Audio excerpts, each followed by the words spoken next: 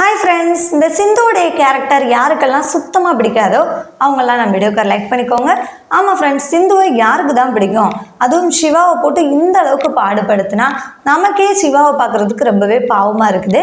இன்னைக்கு அடுத்த கட்டமாக சுல்லான் வந்து ஸ்கூலில் மயக்கம் போட்டு விழுந்துடுறாரு. ஸோ சிந்து என்ன பண்ணுறாங்க அப்படின்னா, டாக்டரே என் மேலே இருக்கிற கோவத்தை குழந்தை மேலே காட்டிடாத, நீ கண்டிப்பாக அவனை சரி பண்ணியே ஆகணும் அப்படின்னு சொல்லி கெஞ்சுறாங்க. அதற்காக சிவா வந்து சுல்லானுக்கு ட்ரீட்மெண்ட் பண்ணி பிழைக்கவும் வைக்கிறாரு. அதுவும் அவரை மிகப்பெரிய ஆபத்தில் கொண்டு போய் விடுது. நீங்கள் வந்து மெடிக்கல் கவுன்சிலிருந்து விலக்கப்பட்டு 6 மாதம் சஸ்பெண்டில் இருக்கிறீங்க. ஸோ நீங்கள் எப்படி குழந்தைங்களுக்கு ட்ரீட்மெண்ட் பண்ண போச்சு அப்படின்னு சொல்லிட்டு சிவாவையும் போலீஸ் வந்து அரெஸ்ட் பண்ணிட்டு போகிறாங்க.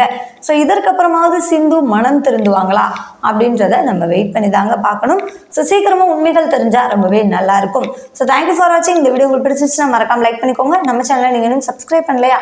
மறக்காமல் சப்ஸ்கிரைப் பண்ணிக்கோங்க. கூடவே பக்கத்தில் இருக்க பெல் ஐகானையும் கிளிக் பண்ணிக்கோங்க. தேங்க்யூ.